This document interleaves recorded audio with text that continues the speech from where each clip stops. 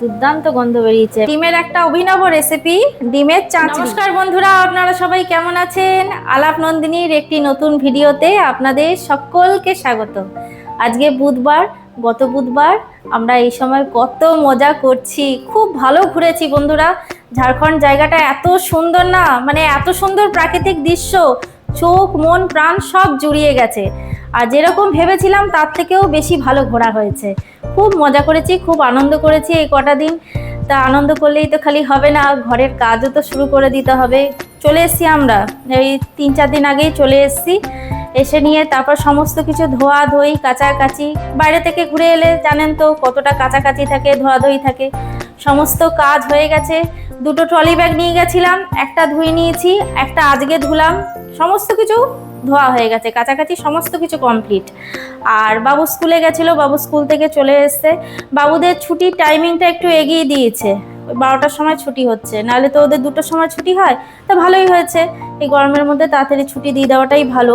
এখন তো না হয় বৃষ্টি পড়ছে, কদিন আগে তো বেশ ভালোই গরম ছিল আসানসোলে। ঠিক আছে, এগিয়ে দিয়েছে, ভালোই হয়েছে, ঘরে তাড়াতাড়ি চলে আসছে।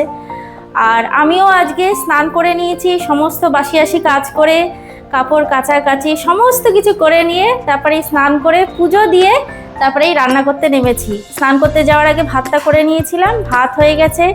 এখন ওই পাতলা করে পেঁয়াজ দিয়ে মুসুরির ডাল করলাম। বাইরে না মুসুরির ডালটা খাওয়াই হয়নি জানেন, খুব মিস করছিলাম।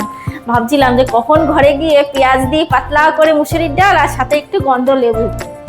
তা আপনাদের দাদাকে দিয়ে আমি একটু গন্ধ লেবু আনিয়েছি, গন্ধরাজ লেবু। ওই গন্ধরাজ লেবু, পাতলা করে পেঁয়াজ দিয়ে মুসুরির ডাল আর ঢেঁড়স আলু ভাজা হয়ে গেছে। এবার আমি আজকে একটা রান্না আপনাদের সাথে শেয়ার করব বন্ধুরা। রান্নাটার একটা বিশেষত্ব আছে, অভিনব একটা রান্না। আমরা তো ডিমের ঝোল, তারপর কষা, তারপর ডিমের অমলেট করে ঝোল, হ্যাঁ পাতলা করে বা কষা করে অনেক রকম খেয়েছি ভ্যারাইটিস। তবে আজকে আমি যেই রান্নাটা করব সেই রান্নাটার নাম হচ্ছে ডিমের চাঁচড়ি। হ্যাঁ ঠিকই শুনেছেন, রান্নাটার নাম হচ্ছে ডিমের চাঁচড়ি। তা ডিমের চাঁচড়ি করার জন্য আমার লাগবে ডিম সেদ্ধ। এই দেখুন, আমি এখানে ডিম সেদ্ধ করে ডিমগুলোকে কেটে নিয়েছি 2 ভাগ করে, এই যে। আর ডিম কাটার সময় আমি এখানটাও একটু অল্প অল্প করে চিড়ে দিয়েছি, যাতে মশলাটা ভেতরে ভালো মতন ঢোকে। তাই এবার ডিমগুলো ভাজার সময় যাতে কুসুমগুলো বেরিয়ে না যায়, তার জন্য আমি এখানে এই যে রেডি করেই রেখেছি, লবণ আর ময়দা জল দিয়ে একটা মিশ্রণ তৈরি করে নিয়েছি। এবার এই ময়দার গোলাটার মধ্যে আমি ডিমগুলো ভালো মতন করে চুবিয়ে কোট করে নেব। এই দেখুন আমি এখানে ফেলে দিয়েছি, যাতে মশলাটা ভেতরে ভালো মতন ঢোকে। এই যে এইভাবে ভালো মতন করে কোট করে নেব। এতে কি হবে, কুসুমটা বেরিয়ে যাবে না। এই জায়গায় চালের গুঁড়ো দিলে কি হবে জানেন তো বন্ধুরা? চালের গুঁড়ো দিলে যখন গ্রেভিটা ঠান্ডা হয়ে যাবে, চালের গুঁড়োটা শক্ত হয়ে যাবে, খেতে কিন্তু ভালো লাগবে না। সেই জন্য আমি ময়দাটাই প্রেফার করছি। এইভাবে সমস্ত ডিমগুলো আমি কোট করে নেব ময়দার মধ্যে। আর বন্ধুরা আপনারা তো জানেন, মাছ মাংস একদিকে আর ডিম আমার কাছে একদিকে, মানে আমার ডিম খেতে এত ভালো লাগে। সেই জন্য ডিমের না নতুন নতুন রান্নাও কিন্তু ভীষণ ভালো লাগে, ভীষণ এনজয় করি আমি। চলুন ডিমগুলো তাহলে ময়দাতে কোট করে নিই। তারপর কড়াইতে এই যে সাদা তেল দিয়েছি ডিমগুলো ভাজার জন্য, তেলটা গরম হোক। বন্ধুরা এই যে ময়দাতে ডিমগুলো ভালো মতন কোট করে নিয়েছি, তেলটাও গরম হয়ে গেছে। একটু কমিয়ে দিই গ্যাসটা, নাহলে পুড়ে যাবে দেওয়ার সাথে সাথে। এবার ডিমগুলো আমি দিয়ে দেবো।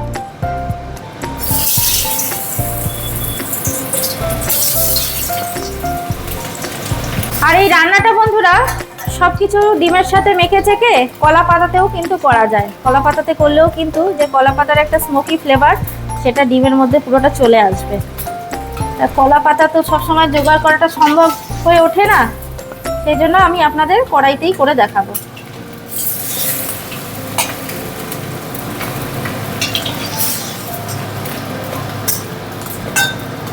বন্ধুরা এই যে ডিমগুলো ঠিক এইভাবে ভেজে নেব। এই যে দেখছেন, কুসুমগুলো আর বেরিয়ে আসবে না।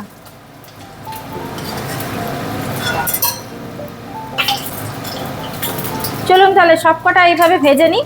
এই যে বন্ধুরা ডিমগুলো এই যে ভেজে নিয়েছি এরকম ভাবে, এই যে ভাজা হয়ে গেছে। এবার এই যে এরকম একটা বড় বাটি নিয়ে নিয়েছি, এবার সমস্ত মশলাগুলো আমি এর মধ্যে নিয়ে নেব। এখানে দেখুন আমি সাদা সর্ষে বেটে রেখেছি, আর সর্ষে বাটার সময় সব সময় একটু লবণ আর একটা লঙ্কা দিয়ে বাটবেন, তাহলে সর্ষের যে একটা তিতো ভাব সেটা চলে যায়। আমি এইভাবেই সর্ষে বাটি। সর্ষেটা বাটা হয়ে গেছে, এই যে এই সর্ষেটা এবার এই বাটির মধ্যে আমি নিয়ে নেব, পুরোটা নিয়ে নেব। আর এই রান্নাটা বন্ধুরা পাতে যদি থাকে ভাতের সাথে কিন্তু আর কিচ্ছু লাগে না, এটা দিয়েই খাওয়া হয়ে যায়, এত ভালো হয় খেতে। আর রান্নাটা পুরোটাই ভাপে হবে। আর এখানে এই যে আমি যতটা পরিমাণে সাদা সর্ষে নিয়েছিলাম ঠিক ততটাই নিয়েছি নারকোল বাটা। নারকোলটাও নিয়ে নেব, পুরোটা নিয়ে নিলাম। এইবার নেব এই যে এর মধ্যে অনেকটা বেশি পরিমাণে পেঁয়াজ আমি কুচিয়ে রেখেছি, এই পুরো পেঁয়াজটা এবার আমি এর মধ্যে দিয়ে দেব। এই রান্নাটা বন্ধুরা একবার করে খেয়ে দেখবেন, হাত চেটে চেটে খাবে সবাই। আর এখানে কটা বেশি করে লঙ্কা, কাঁচা পাকা লঙ্কা চিড়ে রেখেছি, লঙ্কাগুলো এর মধ্যে দিয়ে দেবো। আর দেবো এর মধ্যে এই যে একটু চিনি, হলুদ আর লবণ, পরিমাণ মতন লবণ। লবণটা একটু বুঝেই দেবো, কারণ সর্ষে বাটার সময় আমি লবণ দিয়েছিলাম। আর এর মধ্যে দিয়ে দেবো অল্প একটু জল। এবার সব কিছু ভালো মতন করে হাতের সাহায্যে মেখে নেব।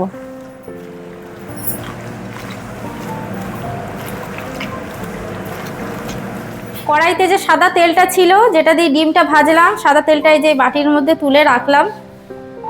এটা আজকেই আমাকে ব্যবহার করে নিতে হবে, নাহলে 24 ঘন্টা চলে গেলে তো এই তেল আর ব্যবহার করা যায় না। যাই হোক, আমি এটা ব্যবহার করে নেবো, রাত্রেবেলা কিছু একটা ভাজাভুজি করব, হয়ে যাবে। এবার আমি কড়াইয়ের মধ্যে সর্ষের তেল দেব, একটু বেশি পরিমাণে দেব। এই ব্যাস, রান্নাটা ভাপে হবে তো। আর এখানে তো মিশ্রণটা তৈরি করা আছে। তেলটা একটু গরম হোক বন্ধুরা, তেলটা গরম হয়ে গেছে। এবার এর মধ্যে আমি এই যে একটু মেথি ফোড়ন দেব। ফোড়নটায় চিরবির চিরবির শব্দ হলে এই যে ফোড়নটা ভাজা হয়ে গেছে। এবার আমি এর মধ্যে এই যে মিশ্রণটা করে রেখেছিলাম, এটা এর মধ্যে দিয়ে দেবো।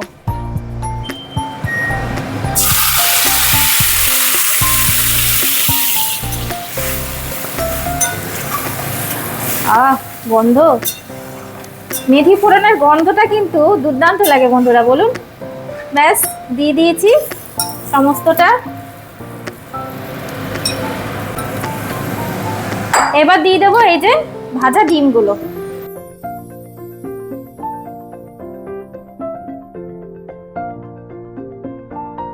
কত সহজ না বন্ধুরা রান্নাটা। রান্নাটা কিন্তু খুবই সহজ, কোনো রকম কোনো ঝামেলা নেই, শুধু ডিমটা ভাজতেই যায়। ব্যাস, সমস্ত কিছু আমি দিয়ে দিয়েছি। এবার এই রান্নাটা ভাপে হবে। সমস্ত কিছু তো দেওয়া হয়ে গেছে। এবার আমি এটা ঢাকা দিয়ে গ্যাসের ফ্লেমটাকে মিডিয়ামে করে আধ ঘন্টার জন্য ভাপিয়ে নেব। আধ ঘন্টা পর আমি আবার আপনাদের সামনে আসছি। বন্ধুরা, আধ ঘন্টা হয়ে গেছে। এবার দেখি ডিমের চাঁচড়ি কতটা কি রেডি হলো। দুর্দান্ত গন্ধ বেরিয়েছে। এবার গ্যাসের ফ্লেমটা অফ করে দিই। রেডি হয়ে গেল আমার ডিমের চাঁচড়ি।